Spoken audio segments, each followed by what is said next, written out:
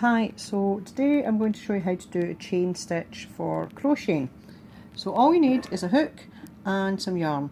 I am using a 5.5mm hook and it's a Susan Bates inline hook, and this is just t-shirt yarn to practice on. So the first thing you need to do when you're making a chain stitch is get a loop onto your hook. So the easiest way I found is I wrap it round my fingers, then I wrap it round so that it looks like a Q, and I take the working end and push it through and pull the top of the loop, and that's how I make my first loop. So this part of the yarn here, this is called your tail, and this is the working yarn which is connected to the ball. So to make a chain, all you need to do is bring your working yarn round the back of your hook, that's called yarn over, and now you have two loops on your hook. You take, this is your first loop, this is your second loop, you bring your second loop through your first loop, and that's how you do a chain. Now you can see there's a gap between my yarn and my hook. I just pull that tight, and by pulling it tight all you do is pull your working yarn. You don't have to have it too tight, but just so you can ease your hook through. Yarn over, pull through, yarn over, pull through, yarn over, pull through. Now I'm going to do this maybe 10, 11 times just so you can see. It's very basic, it's very simple, and hopefully after I've done a few more you'll be able to look at it and see that it is all uniformed and pretty much the same. If that's the case, that means I have my tension correct. So that doesn't look too bad. I'm holding it down, just I don't want to pull it straight, I just want to hold it down so that you can see. So it all looks pretty much same size.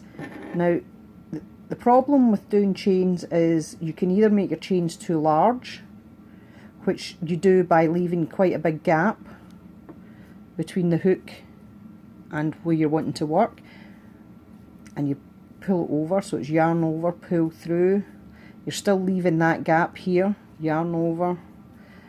I knew I was going to drop the...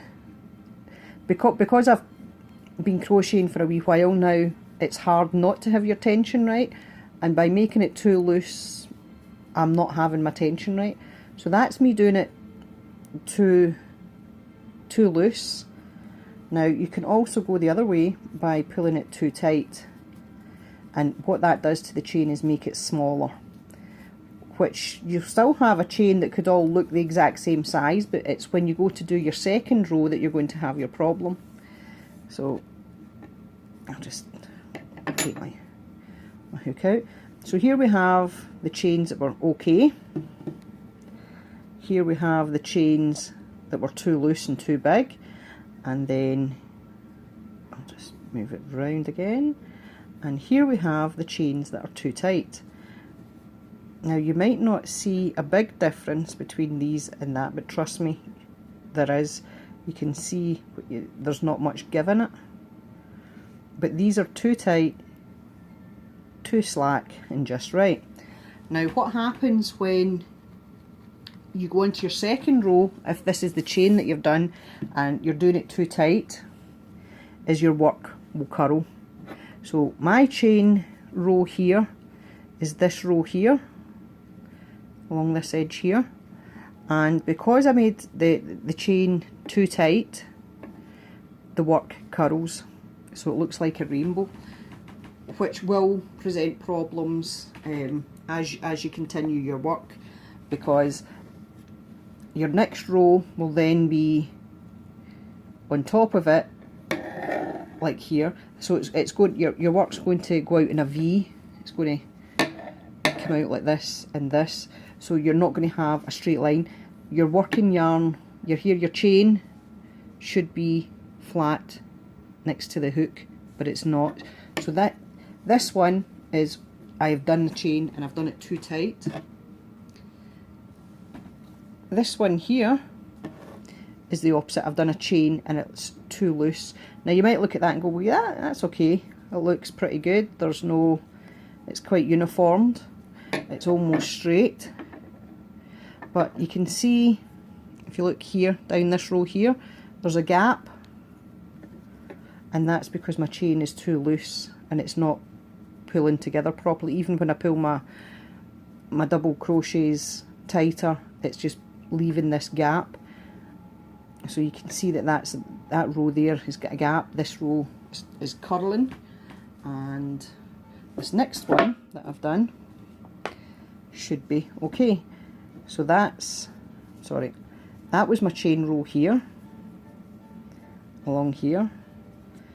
That would be where the gap is in the other one, but it seems to be okay.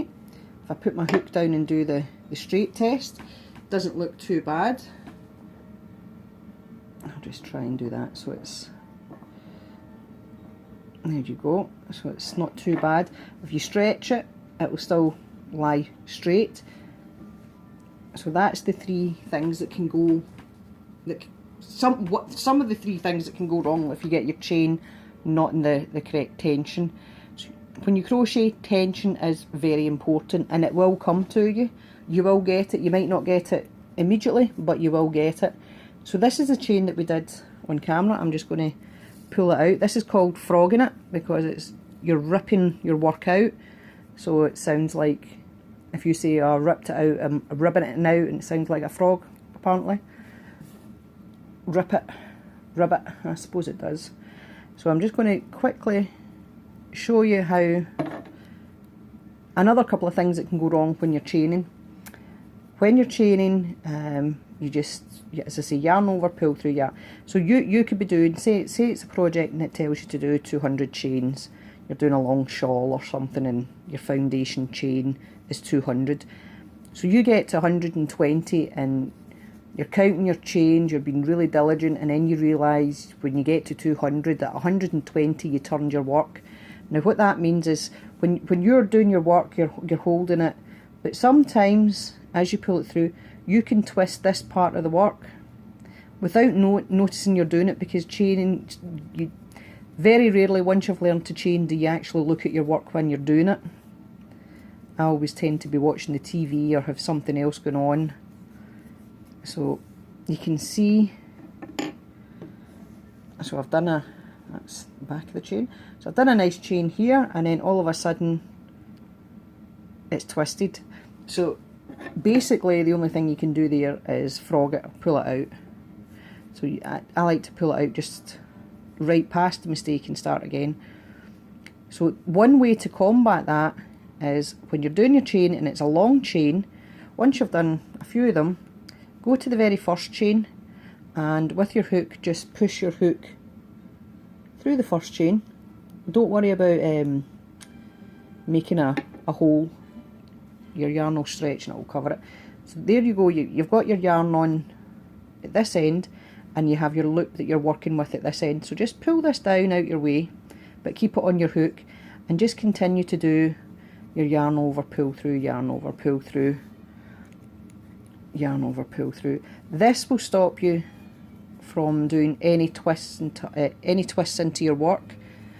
I didn't find out about this until about 3 years after I had been crocheting. And when I found that out, it was one of those duh moments, you know, you're like, how did I never think of this? But there we go. So the more you continue to just chain, it will always, as long as you've got it hooked onto your hook, it won't turn. And to get it off your hook, just slide it through. So remember I said that you might have a wee hole. There you go. You just pull your work. So there's your chain. And I'm just going to pull it out because it's way too long. I can't get it all in the camera. So that's the front of your chain, and this is your back of your chain. You can tell the back of your chain because it has these wee bumps. Now sometimes the pattern asks you when you're crocheting to go into the back of the chain. So if you were asked to go into the back of the chain, it would be these loops here. The only other thing about chains is when you're making one and your work continuously you're doing your chain too tight. The only other suggestion I have is if the pattern calls for you to be using a 5.5mm hook like I'm using, go to a 6.5 and chain with a 6.5, and then once you've finished your chains, go back down a size in your hook, and that will stop it being all too tight. So I hope this helps. If you've got any questions, just text them or leave it in the comment section and I'll get back to you as soon as I can. Thanks.